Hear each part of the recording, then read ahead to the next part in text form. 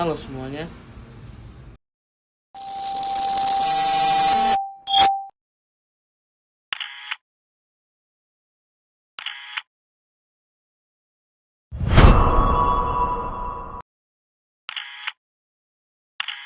Assalamualaikum warahmatullahi wabarakatuh. Yang terhormat kepada Bapak dosen Asep Rafiuddin selaku pengampu mata kuliah manajemen SDM.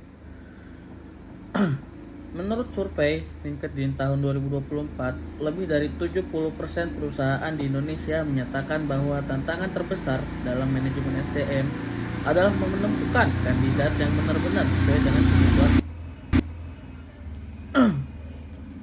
dengan perusahaan. Bahkan, proses rekrutmen yang tidak efektif dapat menyebabkan kerugian biaya hingga puluhan juta rupiah untuk satu posisi saja. Lalu bagaimana sebenarnya perusahaan dapat memastikan mereka memilih orang yang tepat? Apa saja proses strategi yang membuat rekrutmen dan seleksi berjalan objektif, efisien, dan mampu menghasilkan karyawan yang berkualitas? Nah, pada kesempatan kali ini, saya Fianarina Pratama membahas tema rekrutmen dan seleksi dalam perusahaan. Saya akan mengulas bagaimana perusahaan mencari dan menilai melalui metode yang struktur dan profesional. Oke teman-teman, jadi di sini ada apa itu rekrutmen, apa itu seleksi, tantangan rekrutmen dan seleksi, dan kesimpulan.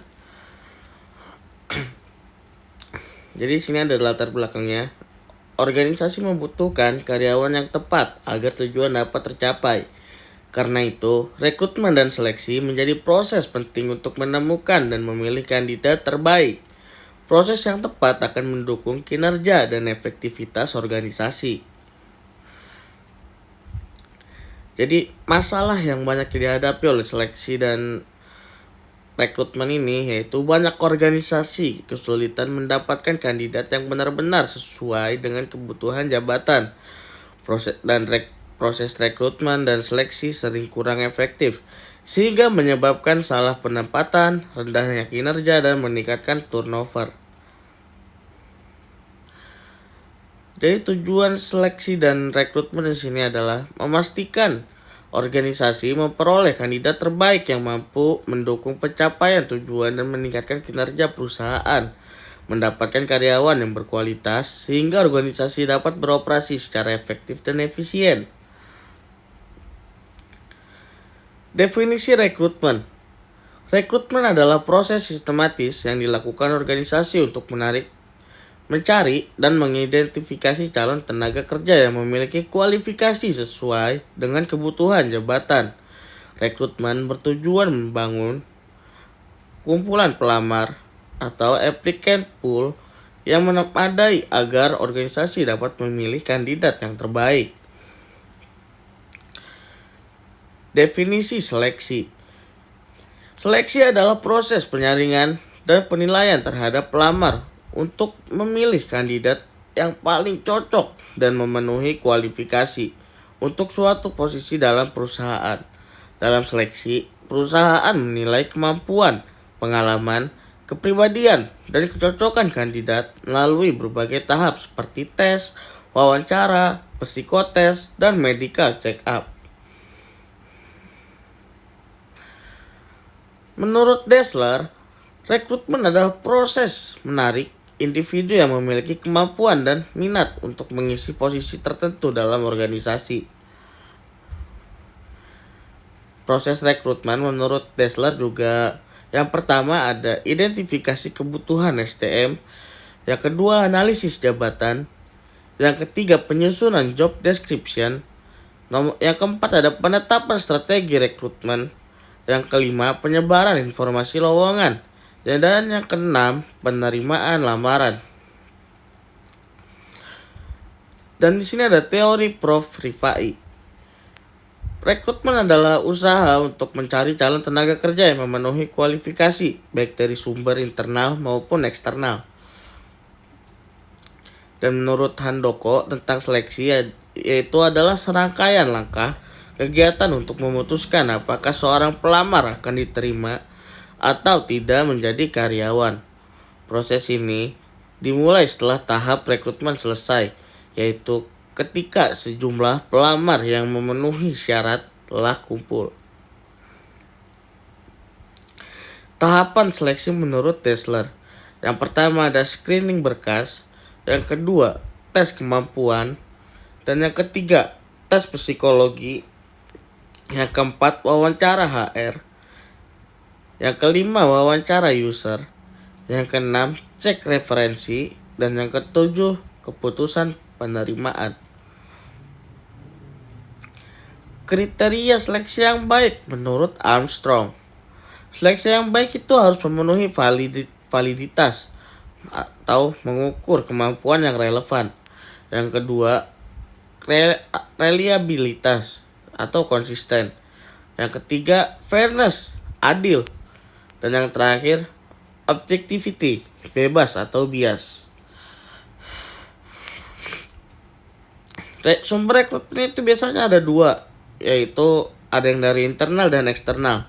Yang internal biasanya melalui promosi, mutasi, atau penawaran jabatan internal. Dan melalui eksternal biasanya ada dari job fair, website perusahaan, media sosial, kampus, outsourcing, atau agen tenaga kerja. Nah, di sini ada metode wawancara seleksi.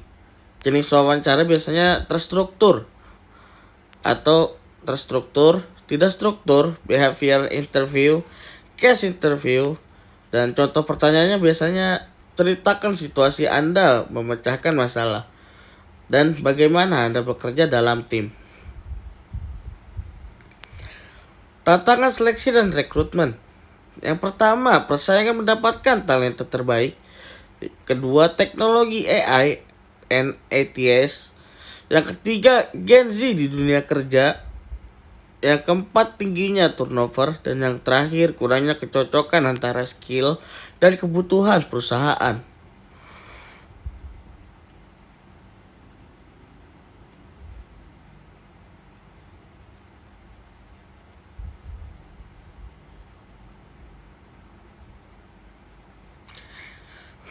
Sebab faktor higienis, gaji, kondisi kerja stabil. Faktor motivator tidak ada pengakuan, tidak ada tantangan. Karyawan bekerja hanya karena terpaksa, bukan karena termotivasi. Nah, solusi rekrutmen yang pertama buat job description dan job recruitment yang lebih jelas dan spesifik. Gunakan kata kunci, kompetensi, skill utama, software, pengalaman minimal. Yang ketiga, pasang lowongan di media yang lebih tepat seperti LinkedIn, Jobstreet, dan kampus. Yang keempat, gunakan pre-screening question otomatis seperti apakah Anda memiliki pengalaman minimal 1 tahun dan apakah Anda bersedia bekerja shift. Mengapa demikian? Karena untuk mengurangi pelamar yang tidak relevan hingga 40%. Jadi kesimpulannya itu rekrutmen berfungsi menarik pelamar yang sesuai, sedangkan seleksi menilai dan memilih kandidat yang terbaik. Jika kedua proses dilakukan dengan benar, objektif dan terstruktur, perusahaan bisa memperoleh karyawan yang kompeten sesuai kebutuhan serta mendukung peningkat kinerja dan pencapaian tujuan organisasi. Dan di sini saya mengambil dari beberapa jurnal dan beberapa referensi. Yang pertama dari Hasibuan Melayu 2012, Manajemen Sumber Daya Manusia. Yang kedua Mattis R. and Jackson 2011, Human Resource Management. Yang ketiga Mandi Arwi 2016, Human Resource Management. Yang keempat Robin Stephen 2018, Organization Behavior. Yang kelima Shimamura Henry 2004, Manajemen Sumber Daya Manusia, dan Handoko Tihani 2001, Manajemen Personalia dan Sumber Daya Manusia. Segitu saja, kurang lebihnya mohon maaf. Saya ucapkan terima kasih banyak. Saya Alfrian Ardinata Pratama, izin mengundurkan diri. Wabillahi taufiq walhidayah. Wassalamualaikum warahmatullahi wabarakatuh.